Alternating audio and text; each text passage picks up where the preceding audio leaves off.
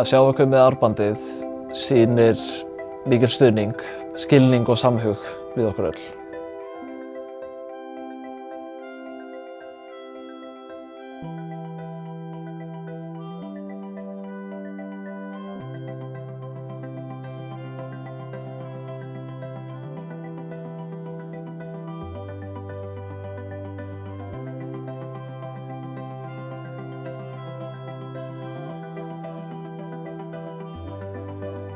Og ég var 30 þegar ég greinist og þetta hjálpaði mér alveg ótrúlega mikið. Það bara allt eitthvað svo ekstra dýrmætt núna.